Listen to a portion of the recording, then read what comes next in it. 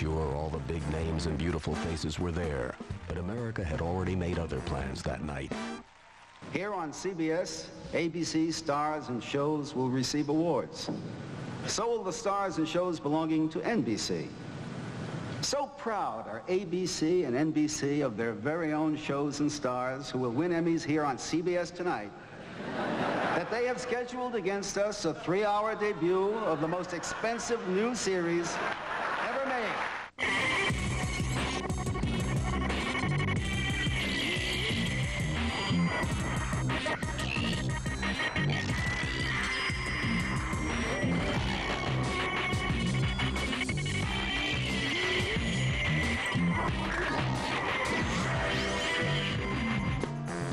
The story of Battlestar Galactica is a long, twisted tale that starts more than 10 years before that night.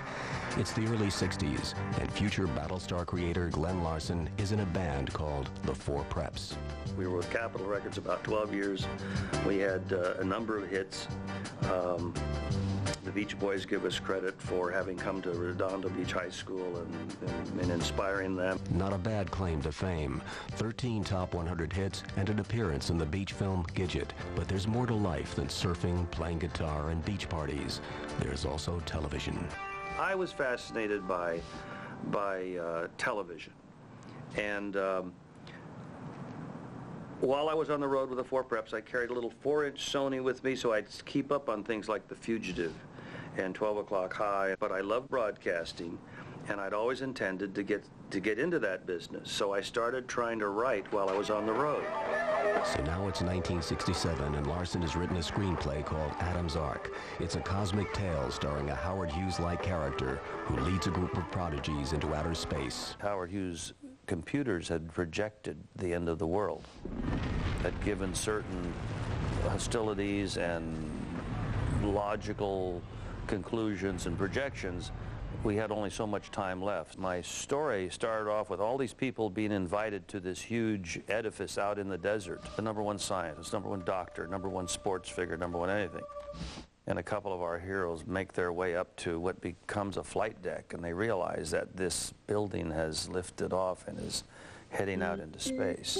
The story was a bit far out, but hey, it was the 1960s, and through his music connections, he managed to talk the king of space-age bachelor pad music, Henry Mancini, into setting up a meeting at Universal Studios. I pitched Adam's Ark, and the bottom line is, even though we took it around and tried to get some people interested, science fiction was dead. He was not able to produce it at that time because Star Trek was an abysmal failure on television. It never cracked the top 50, and nobody wanted to buy Adam's Ark at that point. They hate us with every fiber of their existence.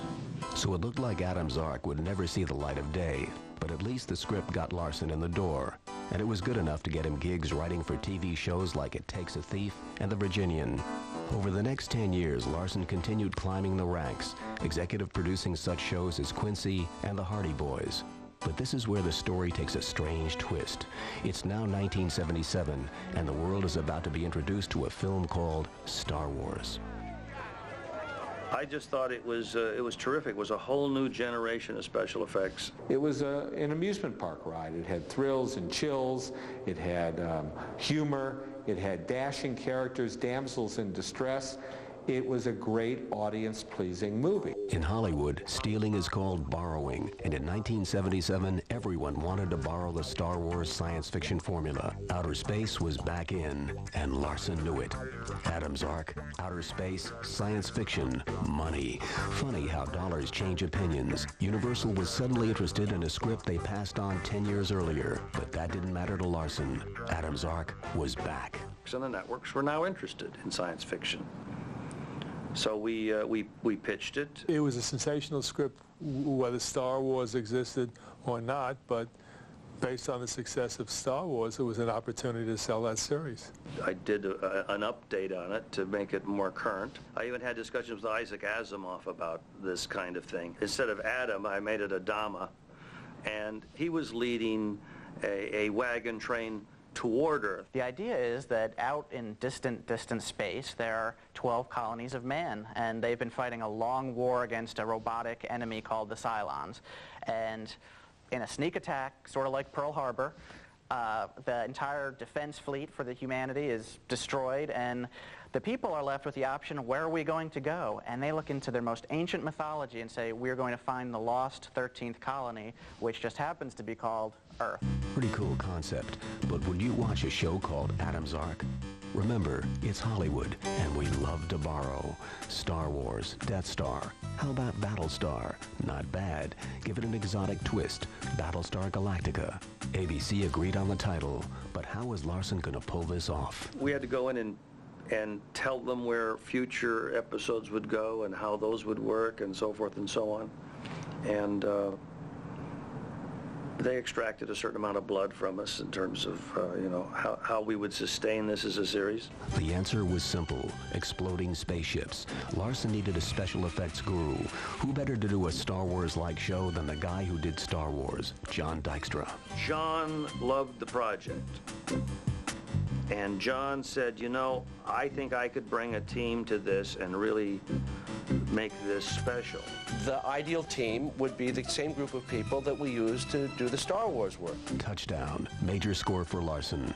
Dykstra and Industrial Light and Magic were the best, but it meant Dykstra would find himself back in bed with his old boss, Star Wars creator George Lucas. Uh-oh. And we said, we'd like to use this facility to do this Battlestar Galactica show. I was not privy to the actual conversations, but the presumption is that George vetted the material that was being presented for production in his facility. And he said, fine. Like a protective parent, Lucas became nervous about similarities between Battlestar and Star Wars. He called a meeting between Glenn Larson and Star Wars producer Gary Kurtz. They were concerned about what our show would be and that it would infringe in any way on their show, and he gave me a list of the things that he would prefer we not do, and we agreed to a list of things which elude me now. One of them was the laser fires from the gun, so we never did that. We had a little light flash at the muzzle and then an explosion, but we never did those laser streaks and things. Lucas seemed cool with that, so Larson turned to casting. Now think about this. You have a wagon train in space, and you need a patriarchal leader. Remember Bonanza? They had wagon trains.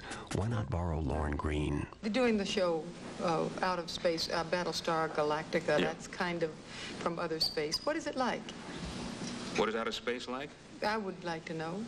Well, it's like Dolly Parton. I mean, you don't believe it, but there it is. Lorne was the established figurehead.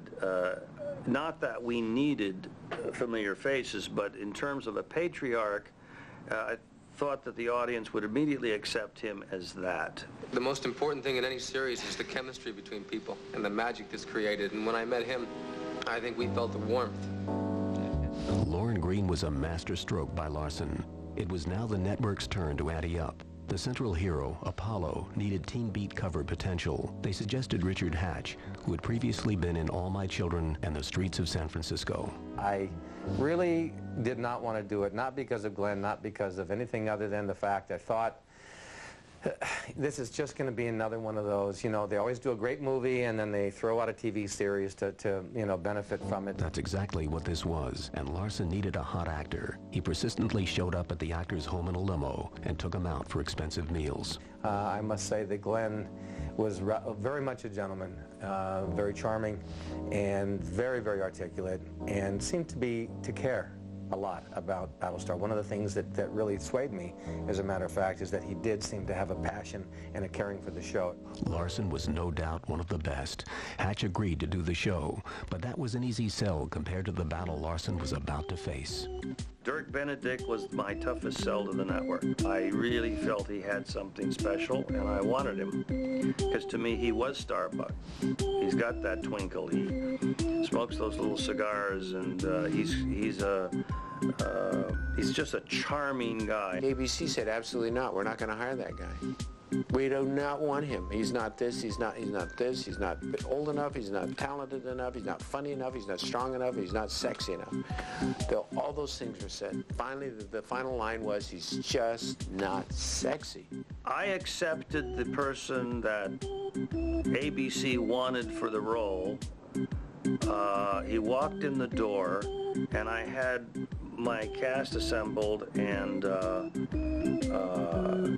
I think he wound up being like 5'2", while everyone else was 6 feet tall. And I took one look at it and said, you know, this looks like the Wizard of Oz cast walking along with a this and a this and a this, and it didn't match. And I called him the night before and said, I won't go forward with this piece of casting. I was forced on them, which is one of the reasons why there was such a bad blood between the network and Universal. It was just an ugly beginning. Beginning is a key word there. The ugliness was about to get uglier.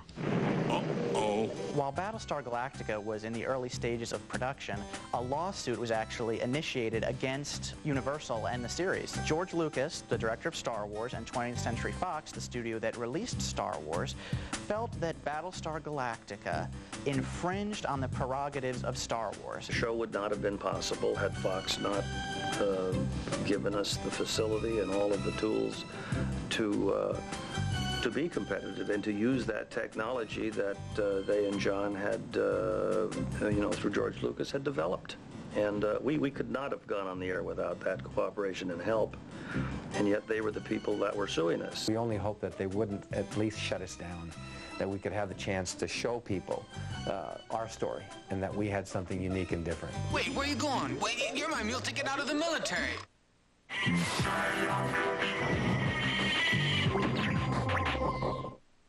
The government. Okay, let's recap. It's 1978. Star Wars has grossed over $220 million at the box office, and Hollywood is looking for a way to hop on the bandwagon. Their answer is a TV version of Star Wars called Battlestar Galactica. It was like giving candy to a kid. The press rush obviously built the expectations enormously. I mean, the press that came in for the junket from all over the country actually met on the bridge of the Galactica. Such publicity and such advanced PR going out there that, you know, everybody in the world knew about it. Everyone except the Canadians, but Universal had a brainstorm, disguise Battlestar as a feature film, and rack up some box office dollars from the unsuspecting Canadians. I think it was early on in the making of Battlestar Galactica that the studio realized they was going to spend so much money in making this pilot that they were going to have to release it theatrically. In the 7th millennium, a cosmic war is raging. A handful of surviving humans escape aboard Galactica, the last remaining Battlestar. They must fight their way across the universe, searching for a legendary planet known as Earth. So it fell to all of us who were making this to make a much better picture. In Sense Around, you will hear. In Sense Around, you will feel the meteoric impact of intergalactic war. That the story itself can be told over and over, and the audience will come back and see it again and care about it. When you see Battlestar Galactica in Sense Around, you will experience the adventure of space as never before. The Canadians fell for it hook, line, and sinker. Universal banked some major coin. But south of the border, Universal had bigger fish to fry. The lawyers from 20th Century Fox. At first they tried to stop the pilot, and that didn't succeed. Round one to Larson. America would finally see the show that waited more than 10 years to launch. The audience was primed and ready. It was a 3-hour event heralded by a cover on TV Guide. The night of the premiere, everybody was nervous only because NBC and CBS were throwing everything they could throw at us. But Battlestar showed no fear. The publicity machine had helped Larson throw his best punch. We knocked the Emmys off the air, we knocked King Kong off the air, and people on the Academy broadcast were saying, I'd like to say goodnight to my kids, but I know they're watching Battlestar Galactica. It's a miracle. So we went to set the next day, and, you know, I think there was a great deal of excitement and relief because the show did do so well and did extraordinary numbers against the competition, such tough competition. So the show was a hit, and with a hit comes fame. Fame is such an enigmatic experience because I remember going on the Mike Douglas show, and I remember there was about 400 girls there for the Bay City Rollers. And I'm walking out the door, and I literally got attacked by 400 girls who were cutting my hair, ripping my clothes off, doing all those things that we'd read about, you know, and I'd never had this experience in my life. Dirk and Richard became, you know, the golden boys of TV. They were like, you know, the hunks. And it was wonderful. There were, people would come and visit the set and bring their, daughters, and these little girls would just go, oh. When I was a kid, I always thought that hanging out with Apollo would be cool because he was like the nice guy. But now, as an adult, I want to hang out with Starbuck because he gets all the women. No, Starbuck was a womanizer, and the way the business works, after I did that, then that's what I was seen as. So I did a lot of womanizing. On screen. Off screen was a different story. Dirk had the chance to play the cowboy, the cigar-chewing, road kind of guy who flew off and did missions and was heroic in that kind of a way. I got in trouble because I was smoking cigars. We got a memo. I said, one more cigar, and he's fired. We're going to fire him. We're going to fire him. And Glad says, we're going to have to cool it with the cigars, Dirk. So then when we went on the air, and I started getting cigars from every girl in America would send me cigars. People would send me cigars. So then, of course, that work didn't mind the cigars. And Richard's task was much more difficult because he was the quieter, stronger, more solid kind of hero that was built into those characters. I found him a very sensitive person and introspective. I certainly would have liked to have a little bit more of the Starbuck energy, to just a little bit of that to bring. It's almost like taking seasoning and spicing up your omelet. Everybody needs a little bad boy in them. I can't wait till we get to that gambling deck. I got a new system that can't lose.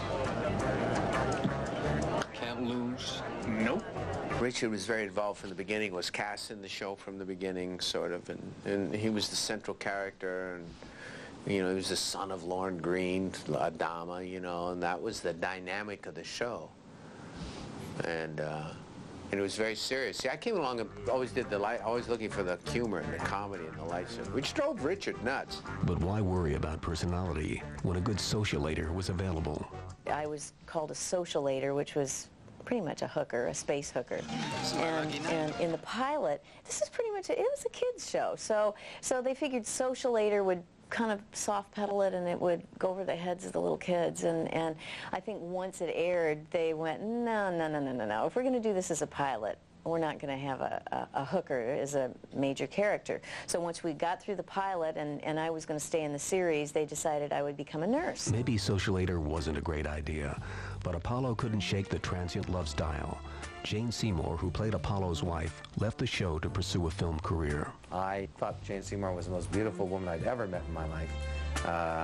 And when she left the show, I really wanted her to stay on the show, and she left. And I was really kind of downhearted at that, because she was a terrific actress, and I just had a natural chemistry, feeling for her. Yeah. He's so romantic. Yes, all right, Hatch had a broken heart, but in TV, the period of mourning is as long as a commercial break. And Lockhart came on a few episodes later, and I guess they were feeling sorry for poor Apollo and wanted to give him somebody to hang out with, and Anne came on, and fortunately Anne is one of those not only beautiful women, but she's kind of a man's woman, she understands men. She was wonderful to play because there was a dichotomy there. She had to present this strong image, and underneath it she was really awkward emotionally. So while Apollo was busy sorting out his love life, Larson is figuring out a way to get more kids to watch the show. How about a cute furry thing? We wanted to do a robot for the little boy when his Daggett is killed during the destruction of the planet.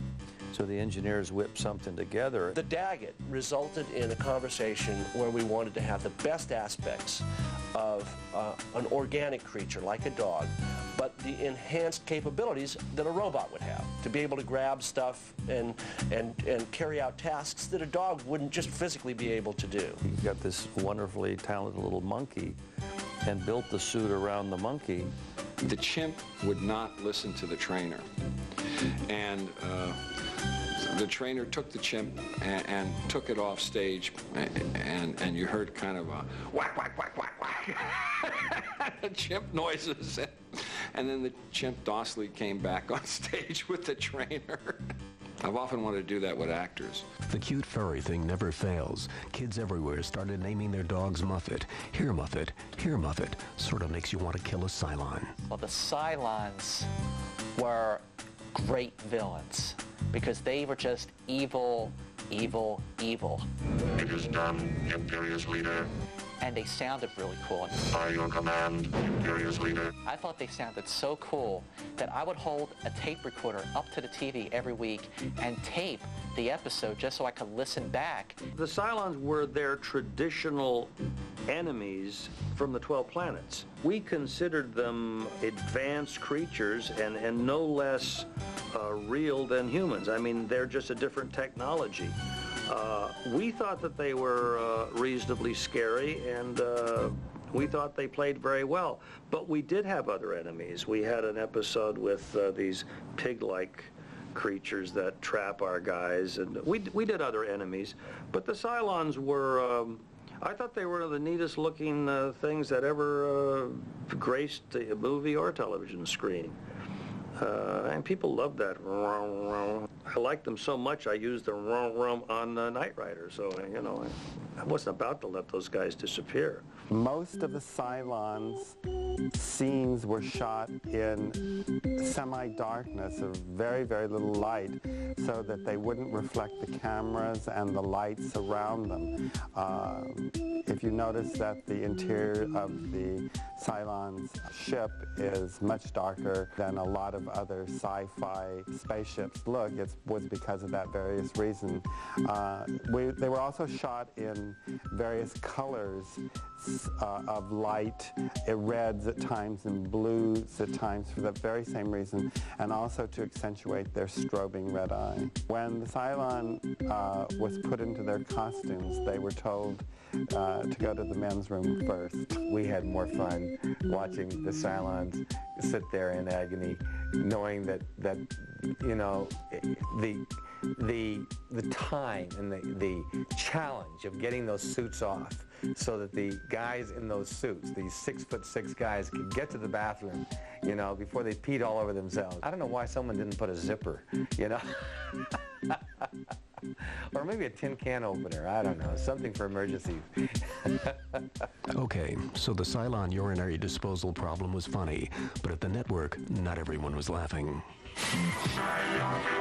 Deliver the Battlestar Galactica, or deliver his head. Our story continues with Battlestar still at the top of its game, but no matter how well you do, there's always someone who's not happy. After Battlestar Galactica hit big in the ratings started to slide. Not immediately at first. The series was still in the top 15, which is great for a new series. But you have to take into account the cost of Battlestar Galactica. This was not just an expensive series, this was the most expensive series of all time, and people had predicted it would be the #1 show of the year. It's not easy being Battlestar Galactica. Now Larson has the bean counters on his back. They didn't seem to get the simple equation. Special effects equals time plus money. The creation of an effects shot is a pipeline.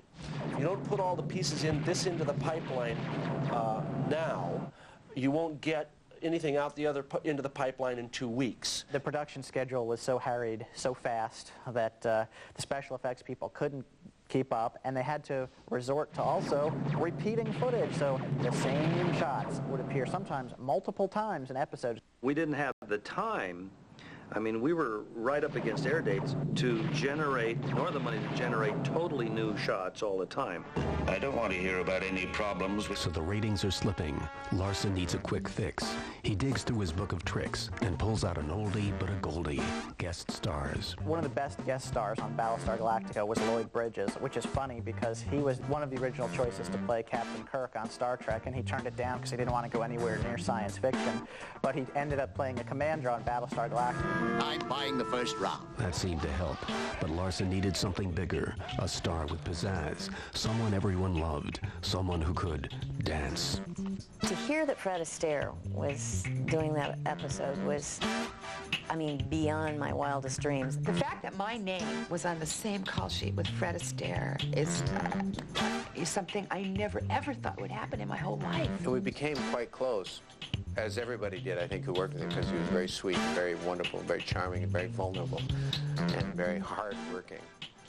It was like his first job, and he didn't want to screw it up, so they would hire him back. Astaire may have been good, but any actor is only as good as the words being put into his mouth. If Battlestar Galactica failed to hit on all thrusters, I think the fault has to lay squarely at the feet of the writers. The writing on the show was not good. Glenn wanted to push back the original season 1 year so he could develop all the original scripts that he probably had in his imagination or would find over the course of many months. He was not given that luxury. He had to go right into production with no time to develop stories and scripts. Okay, let's regroup. We blew up lots of spaceships, added a cute furry thing, and tried an old dancer. What more could the public want? Recycled movie themes? Let's keep bringing themes that the audience looks at on a grand scale, and maybe that will pull in non-science fiction fans. So if you say it's a little like Shane, or it's like The Dirty Dozen, or The Guns of Navarone, it's really just a shorthand. I think you have to realize the production was at a frenzied pace, and the writers were just desperately trying to keep up. Magnificent Warriors was a riff on the film The Magnificent Seven. The Guns of Navarone was rehashed, and The Towering Inferno was rehashed as Fire in Space. What's a producer to do? Even the old recycled movie theme trick didn't work. There has got to be something that can save this show. I had one ABC executive come in. She's like, got it. Next week, we'll have them discover Earth. I said, yeah, but this is about a wagon train that's supposed to take a long time to find it. If we find it, what do we do? He said, who cares? It'll be a huge number. With friends like these, who needs Cylons? So Larson has his hands full at the network. Meanwhile, back at the set, Dick and Dirk are going at it. Richard, don't sabotage me. He'd be doing these serious scenes, and I'd be doing all the silly stuff. And he thought the show should be more serious. They wrote funny stuff for me, and I got whole episodes that were like, and Richard didn't like that because the show was going off over like this. I felt like they'd been doing so many shows with Dirk's character, and I really felt like my character was being pushed way to the back. And after the first couple of episodes, he wasn't really getting a chance to really do something. And I said, you know, I really think that, you know, I would like to see some interesting situation where we can use my character. And he literally took the script and just changed the name. Dirk became Richard, Richard became Dirk, or Apollo became Starbuck, Starbuck Apollo, without changing the dialogue. That's not fair. Didn't surprise me. And I do know that Richard was in their office trying to control what was written for whom and how many close-ups certain people got. So Larson is off trying to save the show. Richard's being a pain in the butt, and Dirk doesn't really care one way or the other. I would just show up and sit in my trailer, smoke my cigar, and show up when they wanted. I was very, very detached about it all, which made me, in some ways, great fun to be around. Richard was very intense, very involved in the show, constantly involved in the scripts and what was written for whom, and he was very involved. And I was, to this day, it hasn't changed. It's the same. To make matters worse, dark forces seem determined to terminate the show. Uh-oh. George Lucas felt so strongly that Battlestar Galactica stole his visual concepts that he persuaded Fox to sue Universal Pictures over the issue of copyright infringement. They hate us with every fiber of their existence. They had 83 points of similarity. One of the points of similarity that they claimed was the male pair bonding between Han Solo and Luke Skywalker, between this older rogue and this younger, idealistic young hero. That one was plainly absurd. That character, Starbuck, has been around since theatrical literature began. The rogue con man, the women love, but he's always traveling on. I mean, that's been around forever. George Lucas stole all that stuff from mythology. Another point of similarity claimed was the battle scenes themselves, ship-to-ship gunnery.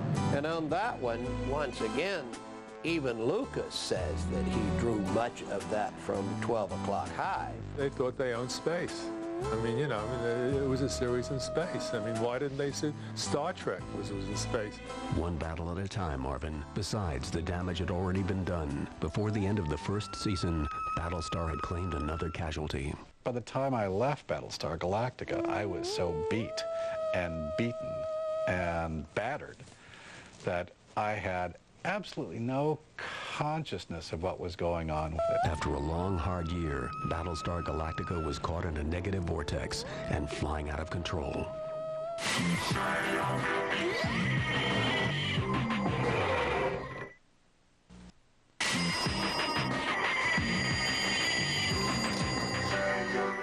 Could I have been so completely wrong?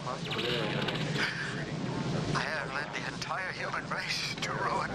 Now it's 1979. Season 1 is ending. Battlestar is still in the top 20, but that's irrelevant in Hollywood, where ratings may be gold, but profits are platinum.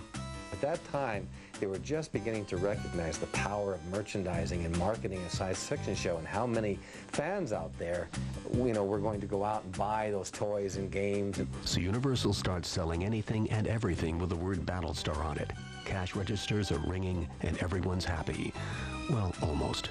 This is a toy of the Colonial Viper from Battlestar Galactica, and a long time ago when these things came out, a projectile would be fired out of the front of the ship. Unfortunately, a small child in Georgia ended up putting the snout of this toy down his throat and firing the missile. Not exactly the uplifting PR Battlestar needed. ABC's head honcho telephoned Larson. Brandon Stoddard called me and told me that it wasn't going to be part of their new schedule. Uh-oh. And he said, when you see what we do, which you'll never guess, you'll understand our thinking and why we had to do this. It's a combination of economics and numbers. He says, but you'll never guess. It's an astonishing move, a very bold move. I says, I'll bet you move Mark and Mindy to our time slot. Apparently, it was not as big a surprise as we had hoped for. Shezbot, replaced by an alien in rainbow suspenders. Larson may have seen it coming, and if he did, he kept it a pretty good secret. I remember waking up in the morning, I can't remember which morning, it might have been a Sunday morning, and my agent calling me and telling me that the show had been canceled. And I have to tell you, I had been, through most of that season, I was frustrated. I was very sad because I wasn't done with Sheba. She had a lot more exploring of herself to do. It was early one morning and I was watching Rona Barrett announcing the season lineup. And I heard they canceled Battlestar Galactica and I went, I thought, I never got a phone call. That's how I heard about it. I was sitting at home with my family. I was devastated. When it hit me, and I thought, oh man, that's over with. I'm never going to do that again. I'm going to miss that. And I had a moment of reflection and nostalgia and sadness over the fact that, but that was it. Contrary to popular belief, Battlestar Galactica was not canceled because of ratings. It was a big hit in the ratings. It's the highest rated science fiction series until The X-Files. It was canceled because it was expensive. It was way too expensive. ABC could put a cheaper show in its slot and make much more money. When I heard that Galactica was canceled, I was devastated. I mean, this was my favorite show. Every Sunday night, I knew where I was going to be. And I knew that the next day, we would all talk about it. Me and all my friends would talk about the show. Now what? That's exactly what ABC thought. Now what? The fans were shattered by the cancellation. In fact, a 15-year-old boy actually killed himself. The network needed to think fast. Galactica 1980 was born out of a 2-hour movie that ABC, agreeing with me that it hadn't had a good finale, did so well again. It just went through the roof. They said, well, let's go back and do it, but the only time slot we have is 7, and can you be on the air in a few weeks? Galactica 1980 was an attempt to continue the Battlestar Galactica universe without continuing any of the high costs of the first series. And that means that almost all of the special effects for this new series would be stock footage from the first series. This meant that you would have a whole new cast. You wouldn't have to deal with a returning cast requesting more money. When I first heard about Galactica in 1980, of course I was excited. Finally, they're bringing back my show. But when I was watching the commercials, I noticed, where's Starbuck? Where's Apollo? Where are the characters that really did it for me? Lauren Green called me and said his heart was broken over the fact that he wouldn't be in it. And I don't think I've ever told anybody that, but I guess I reacted somewhat sympathetically to how he felt and rehired him. But it probably would have been better in terms of the cleanness and clarity to have simply gone forward some generations and continued the trek. Hindsight is everything, my friend. Battlestar Galactica fans consider Galactica 1980 to be apocryphal. Not only that, they consider it to be crap. They consider it to be a terrible show, and they are joined in that belief by just about every serious science fiction writer, author, critic in the country who would probably consider it the worst show of all time. When we would watch Galactica 1980, the next day, we would talk about how much we just couldn't stand it. And the only reason we watched it was because we just had this loyalty to the original show. I think I would do it differently now. I would, and I would not have accepted a 7 o'clock time slot with the kind of rules they had, which no dynamics, no this, no that, had to be educational. So it didn't give us a chance to really do the show we wanted to do. Even now, none of us will admit that Galactica 1980 ever happened. It's a conspiracy. So Galactica 1980 is pulled after only 6 episodes. In an ironic twist of fate, the Star Wars lawsuit that plagued the show from the beginning is decided at the end. It is my understanding that the lawsuit was finally resolved after Battlestar Galactica was canceled, completely in Battlestar Galactica's favor. It's a miracle. The federal judge ruled that the 2 stories were completely different and that each had the right to exist. Victory, how sweet it is. But the battle is not over yet. Battlestar Galactica may fly once more.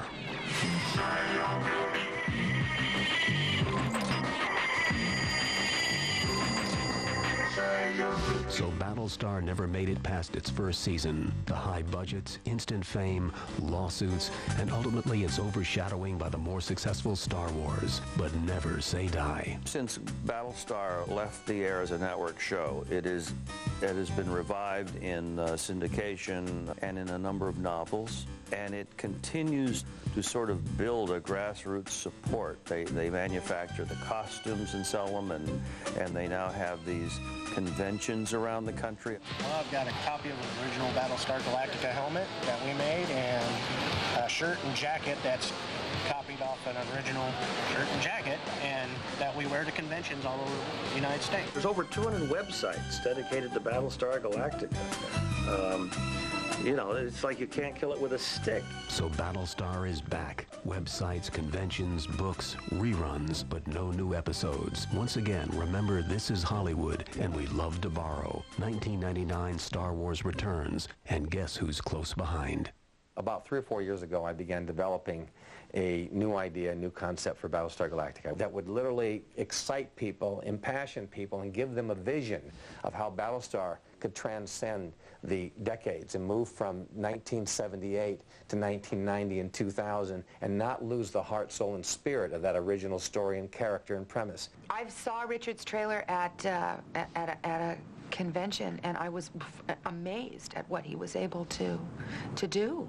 The effects are fabulous, and it was very, very impressive. The music was wonderful, and all of the fans that were watching just stood up and cheered. So now, more than 20 years later, Hatch wants to bring Battlestar back. But there's a slight problem. It's not his to bring back. I don't know why he went out and spent money on something he didn't bother to get the rights to. That would be like my going out and doing a version of Star Wars. Battlestar, to me, is such a great story. I can't imagine going away from it again like they did in 1980.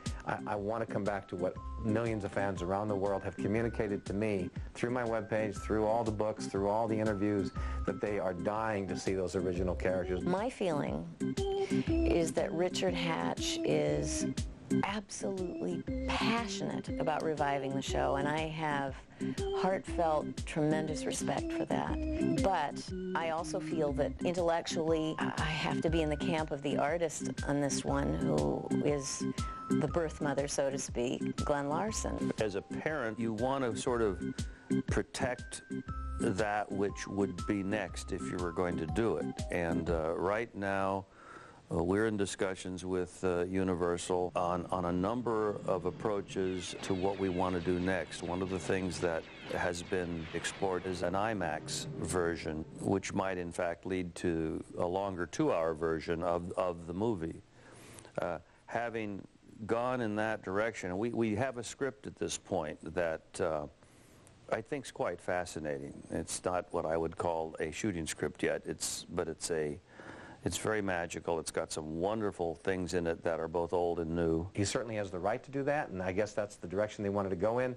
So for me, that was just fine. You guys do the Commander Kane and Pegasus story. I want to work on the, Battlestar Galactica story. Why Battlestar Galactica doesn't come back is Richard Hatch and Glenn Larson need to. I mean, there are still egos involved with this show, which drives me crazy. I watched it then, I watch it now, and it's destructive. The energy should be one family, one show. Let's just get it done. That should be the mantra, whatever it takes. I just wish we could all come together to create the most powerful, most exciting, dynamic Battlestar and make it the Battlestar that it was not capable of being 20 years ago, but now with the technology available, now with the marketplace being established, the receptivity for this show, this story, there's never been a better time to bring this back. There's parts of me that say, oh no, we're not going to get back in that inferno. I would envision that if we did an IMAX and a movie, that one day it could come back as a television series, but we want to do it right, and so it may be a while before we're quite ready to make announcements, but we're working at it, and it's a labor of love. And like all labors of love, the battles never end. When we return, you'll see who has survived and who hasn't. It's time for Sciography Roll Call.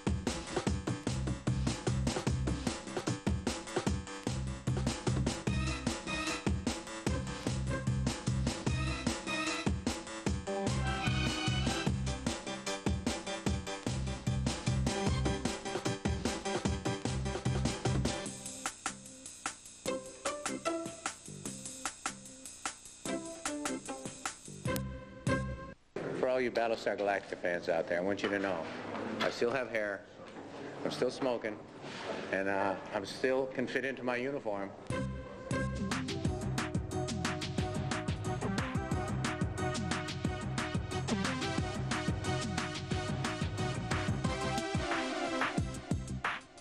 Enter Sci-Fi World and experience chain reactions of sci-fi's greatest hits.